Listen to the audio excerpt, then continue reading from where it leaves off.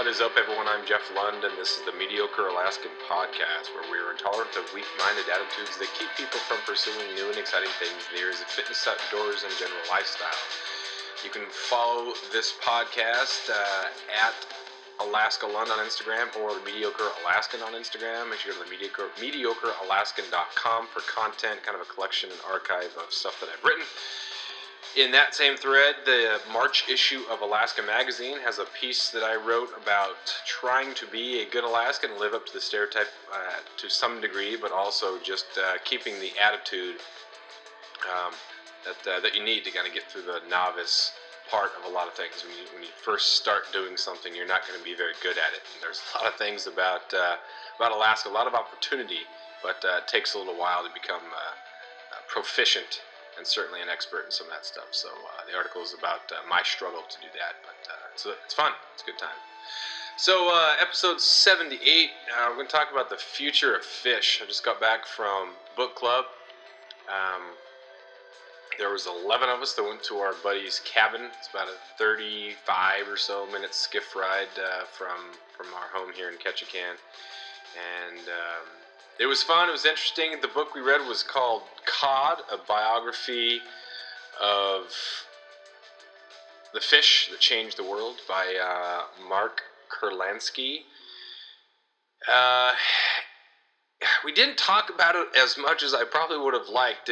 Whenever we go to the cabin there, just kind of a nice time. There's a constant game of cribbage going on inside and outside. There's no cell phone reception there, so no distraction. And so a lot of talk about all kinds of different stuff. Building, you got a couple carpenters in there, so we're talking about building. We're talking about fish. We're talking about fishing, moose hunting, just a whole bunch of good stuff. So we had a brief conversation about it, and the book is kind of sad, and maybe that's part of the reason why we didn't really want to sit down and talk about it. But it chronicles the history of the cod fishery and how it's amazing how much of this I did not know that I wanted to know or was curious about, and how it is so ingrained in or threaded in, spliced in with the history of North America and even and Europe, and how important a fish it was. And you don't hear a lot about it.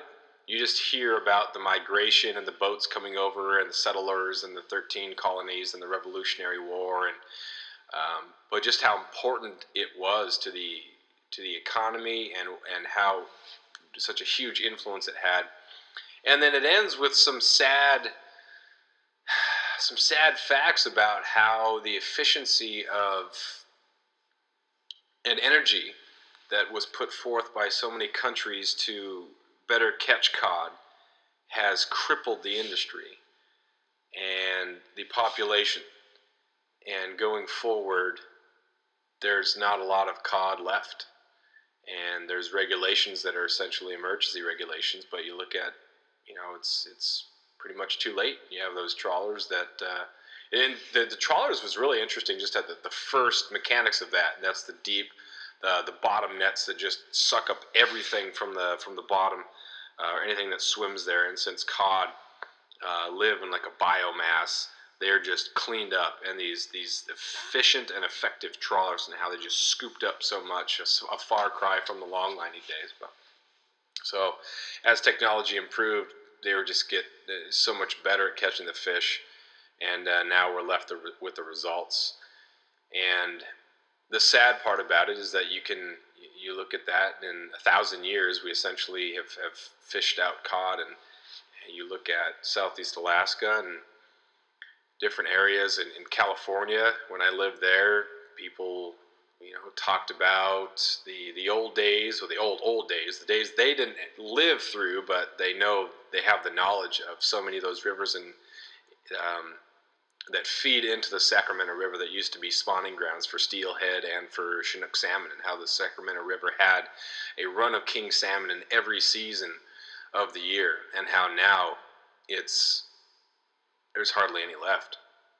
It's amazing to me that there's any sort of fishery left, or that anybody can make any money as a guide fishing for them. There's some huge fish that still make it up there. It is a huge river, but it's just it's just nature being defiant but just such a shell of what it used to be. A shell of a shell. I mean, it's just not even significant numbers really returning to it, and a lot of that, the upper reaches of the spawning grounds are now dammed off, so they can't reach the places like the McCloud River, and it's just sad. Um, but that's what we've done to it. That's what our need for water, and our development and our misuse of the resources led to. In Southeast Alaska, it's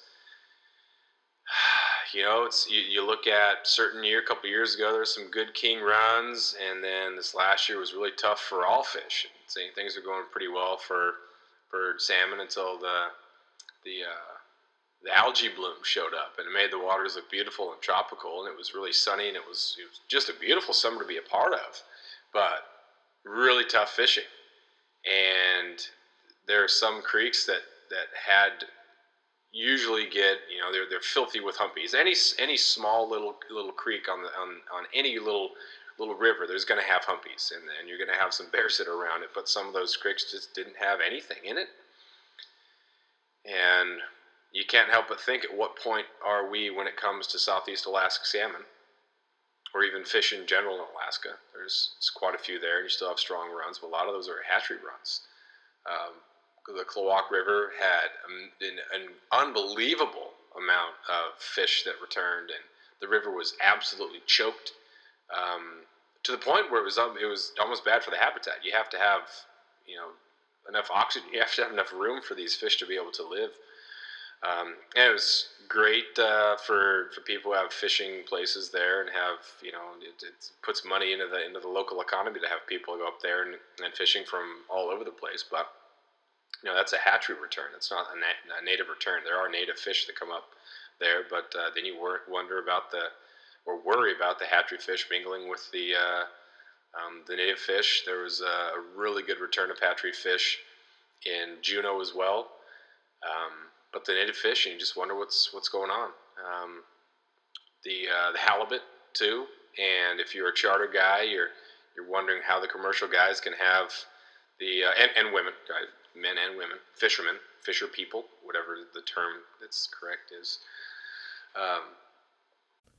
After years of fine print contracts and getting ripped off by big wireless providers, if we've learned anything, it's that there's always a catch. So when I first heard that Mint Mobile offers premium wireless starting at just $15 a month, I thought, what's the catch? But after talking to them and using their service, it all made sense. There isn't one. Mint Mobile's secret sauce is that they're the first company to sell wireless service online only. They cut out the cost of retail stores and pass those sweet savings directly to you. For anyone who hates their phone bill, Mint Mobile offers premium wireless for just $15 a month. I was hesitant about having to get a new phone and a new phone number, but with Mint, you can use your own phone with any Mint Mobile plan and keep your same phone and your same phone number along with all of your existing contacts. Mint Mobile gives you the best rate whether you're buying for one or for a family, and at Mint, families start at 2 lines. All plans come with unlimited talk and text plus high-speed data delivered on the nation's largest 5G network. Switch to Mint Mobile and get premium wireless service starting at just $15 a month. To get your new wireless plan for just $15 a month and to get the plan shipped to your door for free, go to mintmobile.com/waypoint. That is mintmobile.com/waypoint. Cut your wireless bill to $15 a month at mintmobile.com/waypoint. The charter guys, they want to be able to keep bigger fish and more fish, and the commercial guys, it's what do you do? Like where are these populations going?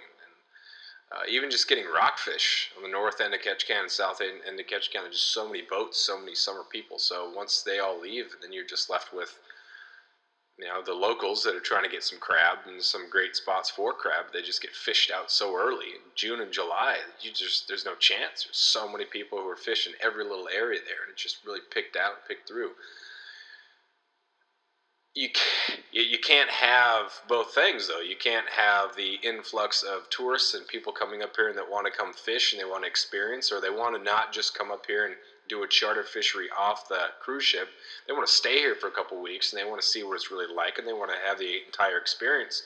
You can't want that, promote that, advocate for that, or want the financial benefit of that, but then also want the privacy of your own fishing preserve, right?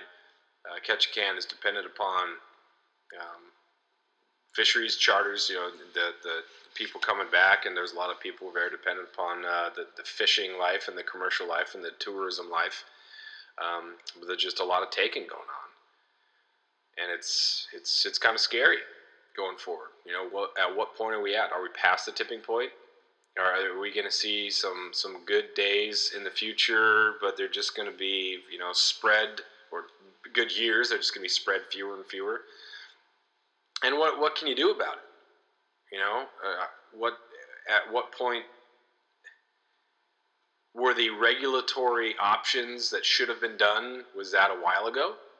Are there things that we can do coming forward? Because you had regulation issues on top of climate issues, and now it's too much. It's crazy when you look back at the history of the way things were managed. In the 20s and 30s, there was a bounty on Dolly Varden because the Dolly Varden is just a voracious eater, and people were concerned that the Dolly Varden would impact the stocks of salmon because they eat the eggs and the eggs and the fry, and so there was a bounty on Dolly Varden, which is crazy because it's not like Dolly Varden didn't exist. Everything was existing fine in perfect balance until we came along and started thinking, hey, these fish could mess up with the salmon stocks. But of course, then you have people. I guess people were turning in all kinds of fish tails in order to get the bounty. So was it Dolly Varden or was it a salmon? So management, mismanagement, and what do you do? It's hard to tell going forward what can be done, and that's sad, but it's a truth, and we have to realize where we're at, and even if we don't have answers, we at least have to consider all these things and how all these things play together, and understand that it's not just for me. We have to share it, and we're in this together when it comes to the protection of it. Same thing with deer. No one wants deer to go extinct. Of course, we want to have deer around. But some of the regulations that are done, it's kind of not for all hunters. It's for specific hunters, and just the way sometimes people show what the resource is, the importance for them, and sometimes we respect that, and sometimes we don't, and sometimes we don't want to hear certain contributions to the conversation, and we got to have all those. And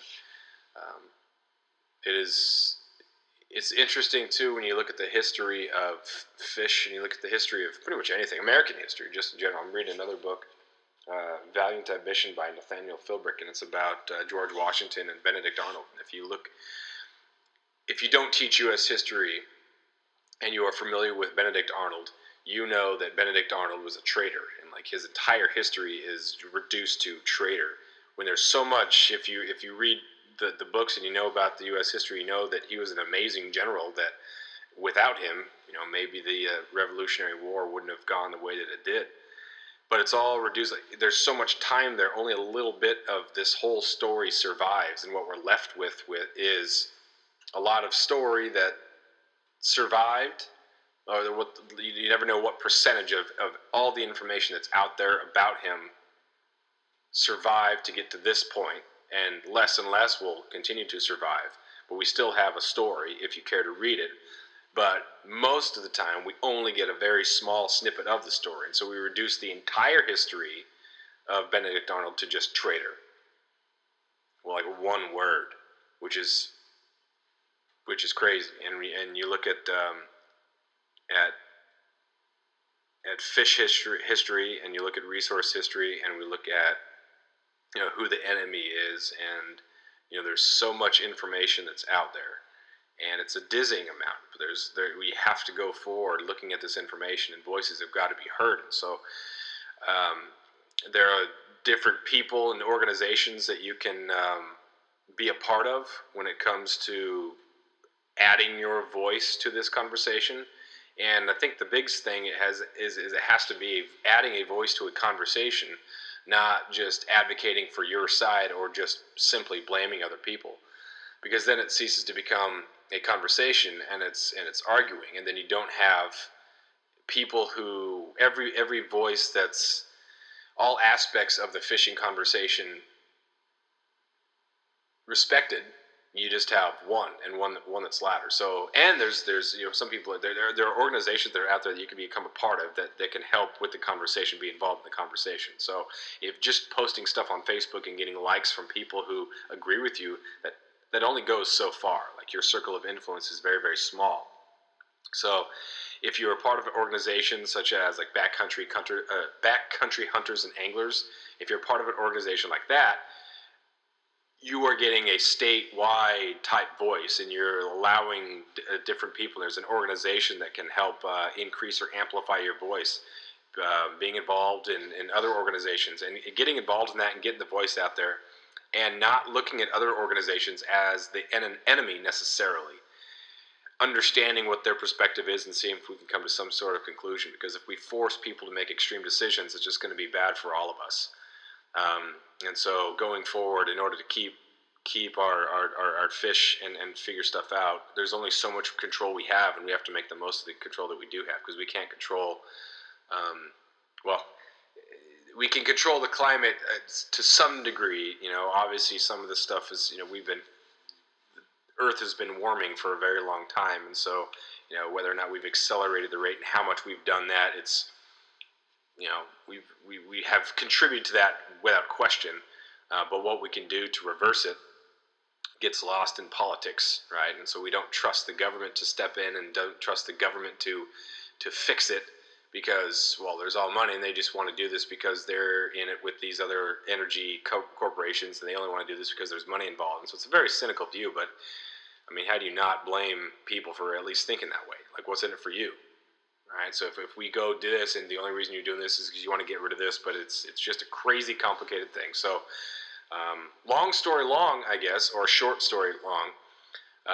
Very interesting books out there, a lot of information out there about the history, and being involved, I think, is something that can be frustrating, but reading and having discussions with people, being involved in organizations and advocating for discussions, I think, is an important thing for us going forward, because, like I said, who knows at what point we're at here, and we can't see the future, and we might look back at the last couple of years and think that was actually still part of the good old days in comparison. So hopefully we're in there's something that we can do, and we're not past the point of no return. But